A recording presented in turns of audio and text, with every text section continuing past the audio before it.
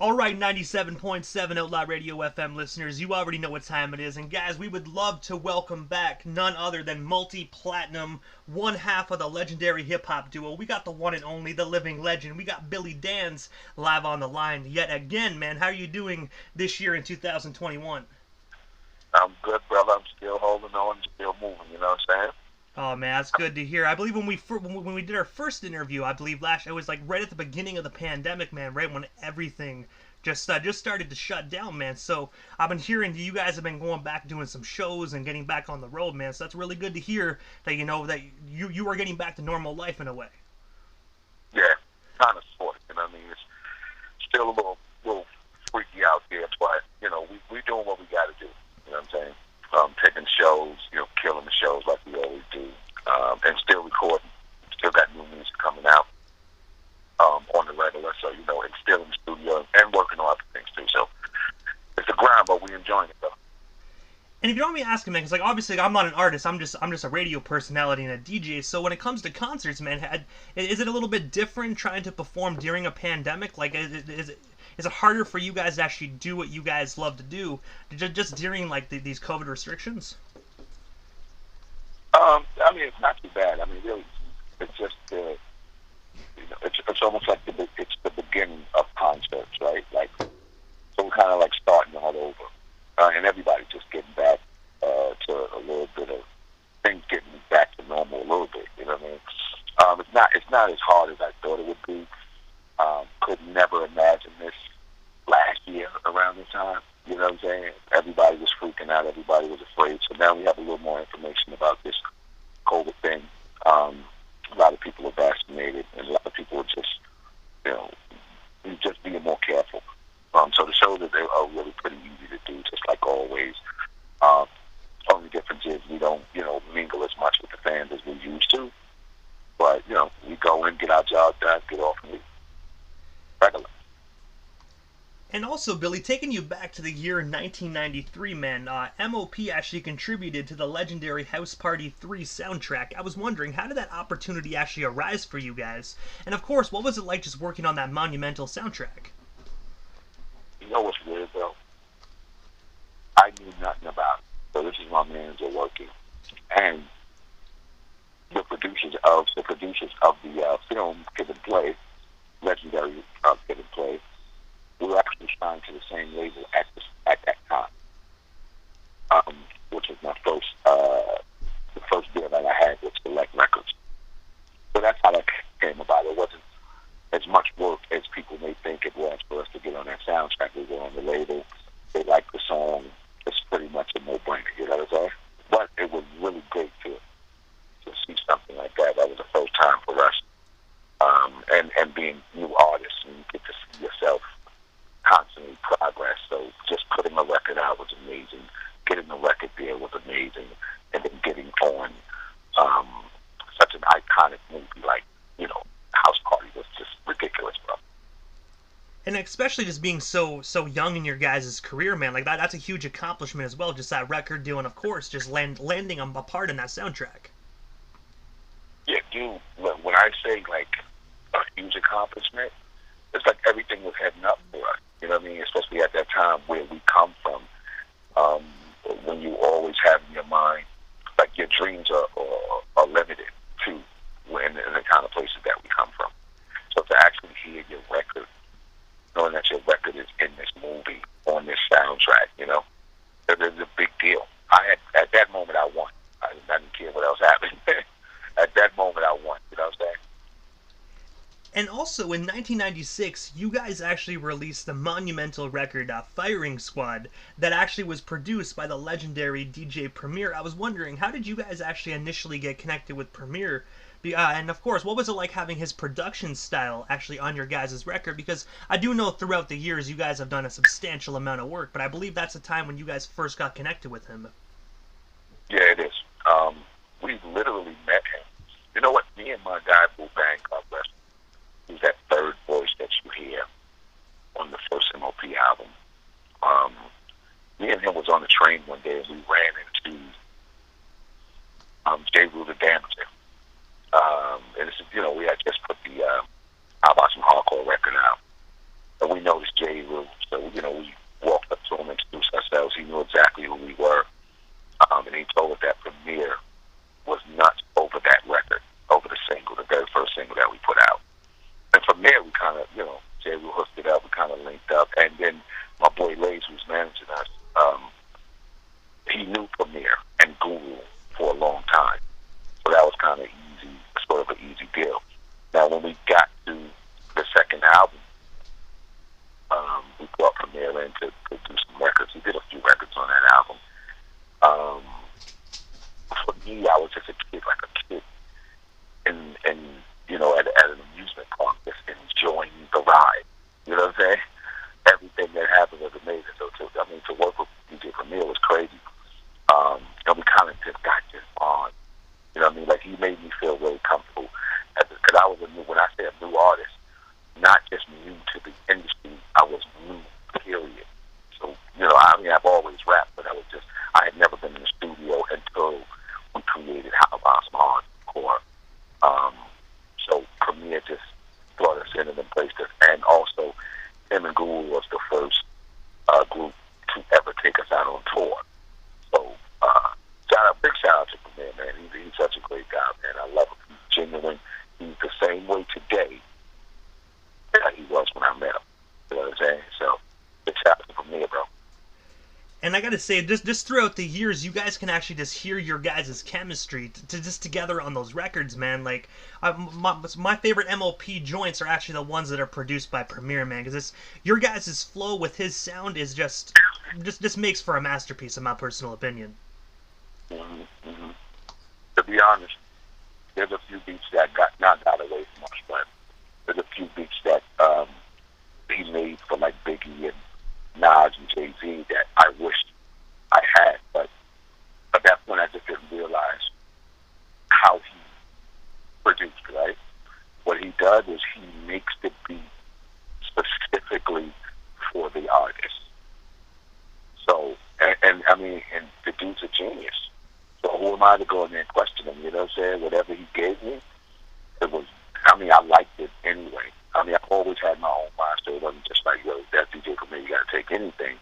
It just so happened that everything he gave us was perfect for us.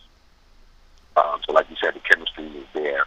And then it's more than just a producer in a group, right? Like, so we'll sit in the studio, we'll get the work done, but we'll sit there all day just talking about other things, just kicking it, just hanging out. You know what I'm saying? So I think that contributes to the chemistry that we have and the way that it come across on the records, And also, as well, in the late 90s, M.O.P actually had the opportunity to actually collaborate alongside Big Pun on the song New York Giants that was actually produced by Minnesota. I was wondering, what was it like being in the studio with the late, great Big Pun? And of course, what was one of your most memorable moments of that recording session? I think we did like 2 records with Pun, if I'm not mistaken, but New York Giants was one of them. That was the last. Pun was a lot of fun, man. He was, the guy had all kinds of jokes, and it was comfortable being around him. From what Joe has always told me, like even before we started doing what we did, the first record with Pun was like, Pun was a huge M.O.P fan. So when we got in the room with him, it kind of just clicked. You know what I'm saying? And he was amazing. His pen was amazing. To be able to rap the way that he rapped, people have done it, but it should have been. But maybe his appearance may make it seem like it would be a little more challenge for him, a little more of a challenge for him. But he had awesome breath control, and like I said, the way that he wrote those lyrics was amazing. And the last time that we were with him, literally, I think less than a week before he passed away, when we did the New York Giants record, and we were in Sony Studios, and it was like the funniest session ever. Everything that like I said, he had all these jokes, dude. So it was a great session, and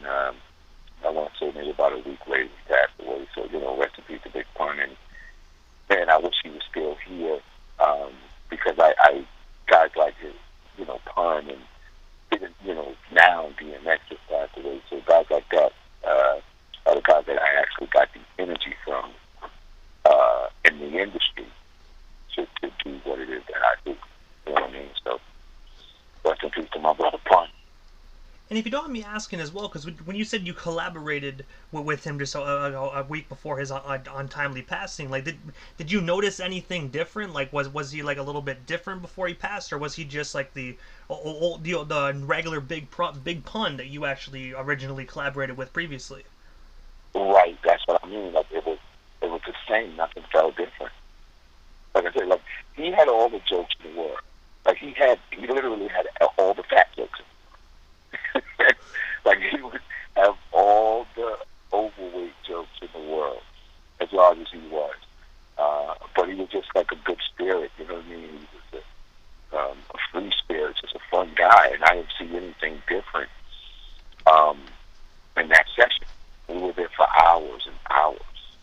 They had actually locked the studio down. I want to say for months. They stayed in there creating that album. And we came in. I went up. It feels like this was like around one of the last songs that was going to be recorded for the album. And yeah, I mean, I still remember exactly where I was when I got the call that he passed away. And I remember being literally on the highway, close to the exit, and my road manager, Fox, told me, you know, I need to talk to you about something. Where you at? I said, I'm on the highway road. She said, I need to pull over so I can talk to you about something. So you're going to be okay, right? I don't know what she's talking about at the time. And then she spun the news on me. So, yeah, but I didn't see anything, bro. I didn't see anything at all. There was no signs, not in my eyes. Just because possibly because we were having a lot of fun and, you know, a little bit of drinking, excessive drinking, to be honest. So I wasn't able to tell anything, man. So it was a big shock to me. But I gotta say, Rest in Paradise, still like Great Big Pun, man. That always will be one of the best, and I don't think nobody could ever compare to what he can do lyrically. Right. That's right. But also in 2003, I saw this one actually, and I never even knew that it was like actually legit till I did a little bit more research on it.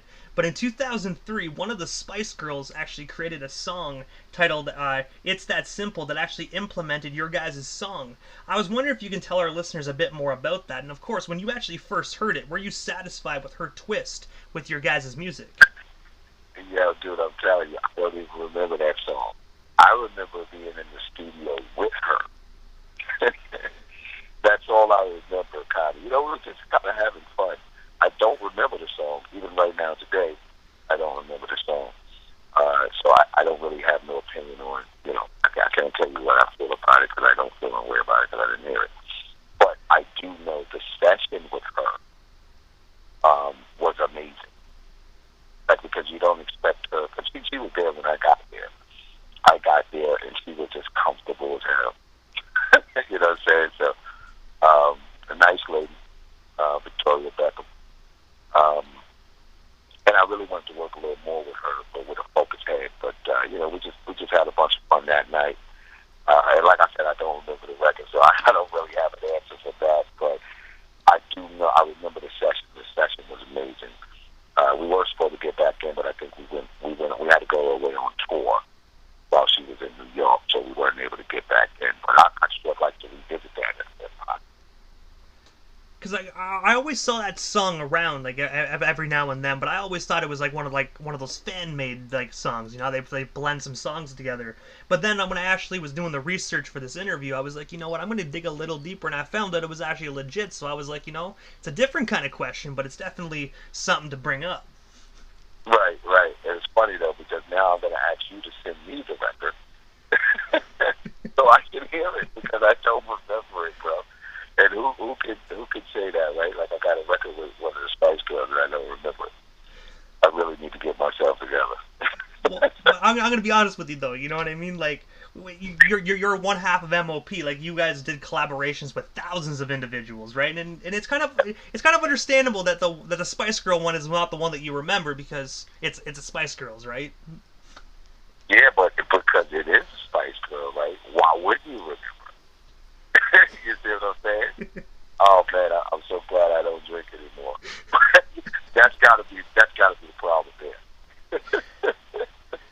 But also, as well, in 2004, you guys actually joined Linkin Park on the second stage of their Project Revolution tour. I was wondering, how did that opportunity actually come to be for you guys? And of course, what is one of your most memorable moments that you actually shared with the late great Chester Bennington? Because I know you guys put on a phenomenal concert, and I know Linkin Park puts on a phenomenal concert as well. So I could just imagine the atmosphere at those concerts. Oh, dude, we had a ball that whole trip. And from everything, from the travel to the stage. Ghostface was out there with us as well, and a group from Canada. Funeral for a Friend was the name of the group from Canada. Um, so yeah, it was great because it wasn't a different kind of crowd for us because we seemed to have over the years we was able to draw that kind of crowd where it's not just solid hip hop. So it depends on where you are in the country too, right? It could be solid hip hop, it could be a mixture of both. Just the energy there. And I want to say Snoop was Snoop. I think Snoop was out there as well too. But yeah, I mean, dude, we're talking about Linkin Park, right? Like there were some serious dudes, man, and their stage show, their presence on the stage was amazing. So it's guys like that I unconsciously take bits and pieces from to create what I do on the stage. You know what I mean? And like I said, unconsciously because it's nothing that I would literally do because I'm from that time in hip hop where you just do your own thing and don't do what other people do. But can't help. I think it's something that's great. And Linkin Park was nuts, bro. Nuts. I really got onto them from DJ Premier, right? Because DJ Premier had toured with them at one time, and I think it was cool. One of the guys in the band or something, I'm not sure, but so I like that, different kind of music. So he would play some of this stuff for me, and I don't know exactly how the tour came about because I was a younger kid then, so I was running around having a lot of fun with the recording, and my manager just did what he was supposed to do as a manager to get me into, on these type of tours to keep the, as he said, moving and pushing the ball up the field. You know what I mean? So, but yeah, I remember that tour being amazing. We had a lot of fun. Like I said, even the ride, the guys that was on the bus with us, the guys that was on the other bus. We also had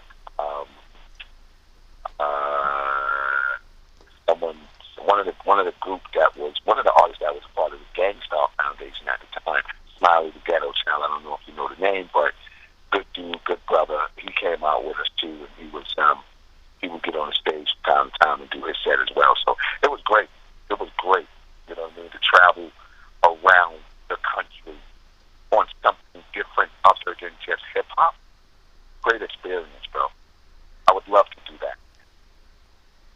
And I have to ask, did you have the opportunity to actually to meet Chester, or what? Because I do know obviously you guys were on different sets, but did you ever actually cross paths with Chester at one of the venues during those shows?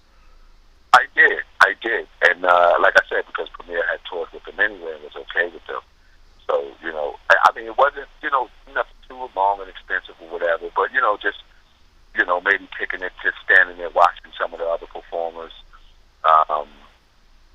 Sitting down eating. I said I did sit down and eat with him one time, and we didn't talk about music, which was great, right? I was trying to be a fan, and the conversation slid away from music, and it just turned into how much fun it was out there, but how much fun it really is when you're on your way back home to see your family, So, and that's one thing that I remember, and I held on to that too because, as a young artist in this game, like you really want to be on the road, you really want to have fun, but it's that ride home that's like the longest ride ever, and that's kind of what we talked about. I want to say we were in Colorado when we had that conversation, and I remember those rocks. We were like in a mountain or some of the beautiful things. I want to say Red Rock Theater. I want to say. Great conversation, great guy.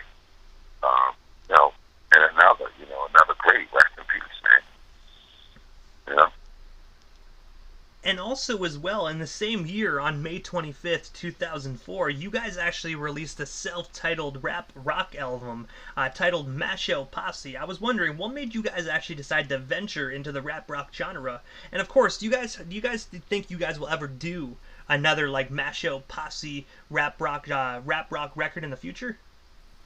Yeah, of course. You know what it was, bro? Like, it's tours like that with Grace Against the Machine. Um, it's tours like that that make you see that there's another vein. You know, so that tour, a couple other tours that we've been on as well, and we've always been accused of being a rap rock group. And our fan base, like literally, we don't have to make them or tell them to slam dance, but they do it on their own. You know what I'm saying? So that was kind of a no-brainer for us, and we hooked up with um, a band from Brooklyn. Well, they were based in Brooklyn. They were from all over the country, but China Massive was the name of the band that actually put that joint together with us, and we went out and toured that, which was great. I mean, great, bro. Like, they were doing like Black Sabbath kind of beats for us, which I remember doing one M.O.P. records to one of the Black Sabbath. They started with like sort of a Black Sabbath riff, which was just like ridiculous.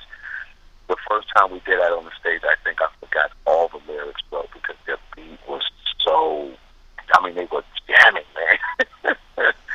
So I think I forgot all the lyrics. We had to restart the song and do it again because the way they played together was so amazing, man. And yeah, I think that's something that we will get into again soon.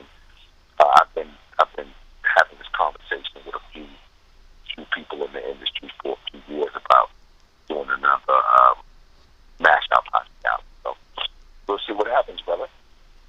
And I gotta say as well, like I grew up listening to M.O.P. like your guys' hip hop records, but I remember actually picking up this record. And when I was younger, I was kind of like, I don't know how this is gonna be, you know what I mean? Because back in the day, you couldn't just pull out your phone and just download the record and have it a snap of a finger. You had to go wait outside in the cold at Music World or HMV. So I remember standing there waiting for this record, and I was like, I don't know how this is gonna be, like, it, you know what I mean? But then I put it in, and I was like, yo, this shit's lit. The one song I always keep going back to whenever I do go back and listen to that phenomenal record is actually Hilltop Flavor, man. I always love that joint. I love that. Yeah, I love that record too, bro.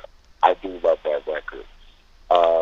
Like I said, China Master, bro, they did a great job. You know, we love music, right? I never really knew how the music was created when I was a kid before I got in the business.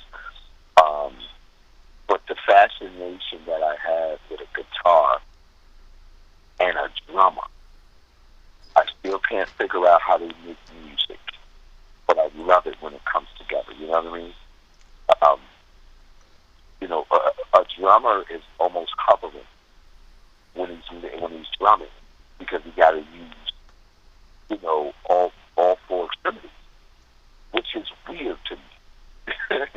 and then you know, the guitar player or the bass player, they're actually making this work all together. So I was really fascinated with it. I was happy with that particular album, and thank you for bringing that up because you really make me want to call Fame now and tell them let's get to it and get another Mashed Posse record going right now.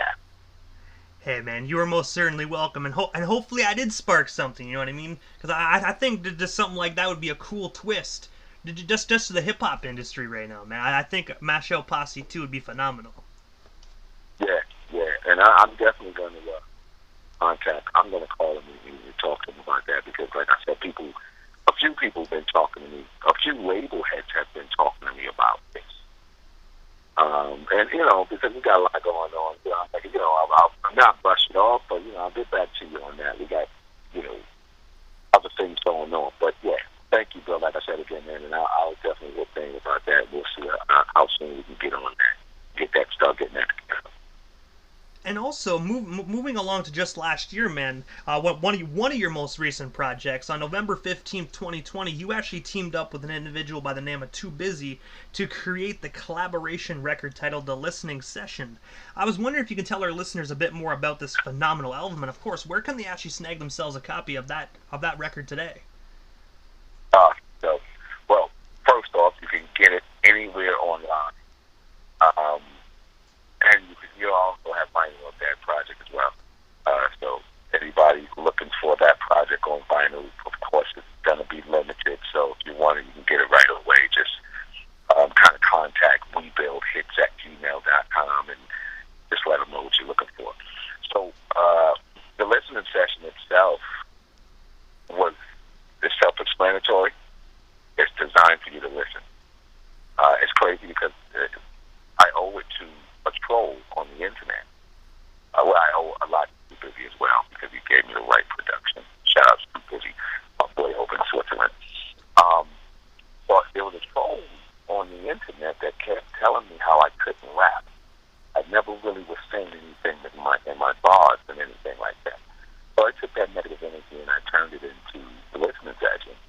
So in some way, in a way, it's kind of like that whole project is dedicated to him because it's fueled by him. And I can't even say him because I don't know, it's on the internet. I don't know if it's a guy, girl, younger, older, I don't know. But I do appreciate that person for giving me that energy to create the listening session. And like, Too Busy, great producer from Switzerland, he gave me all the right beats that made me want to listen myself. So that's why it was perfect to be called the listening session. So he gave me beats I wanted to listen to. I wrote lyrics that made the troll listen to me a little more so he can have a better understanding that Billy Danze is amazing. So that's kind of how that happened.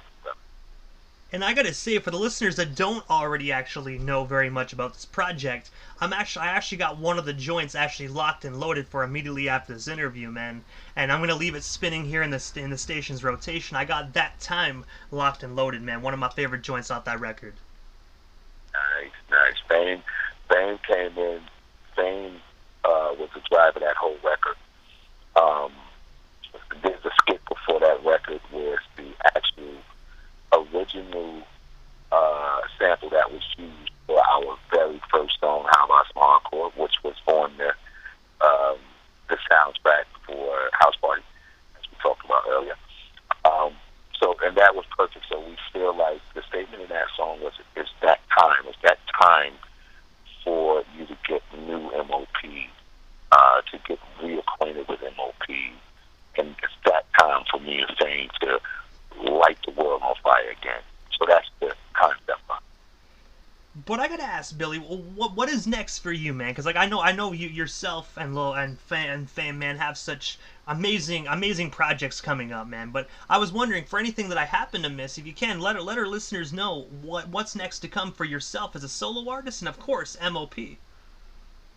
Well, as a solo artist, I'm just gonna keep going. I got a new piece that's coming out. So it's not albums, they're not projects, right? They're just releases. So I got a new release coming.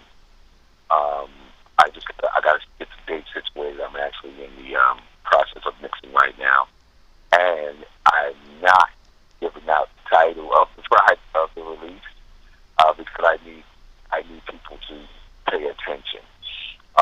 But that will be really soon. Maybe in the next couple of weeks we're going to release that. I've already got a couple of videos shot for that, so very excited about that. And I'm also doing 2 new EPs right now, untitled. Where I got just a slew of features, like every record has. I'm happy about that because it gives me a little room to play and have fun with other artists, which is something I really don't do a lot.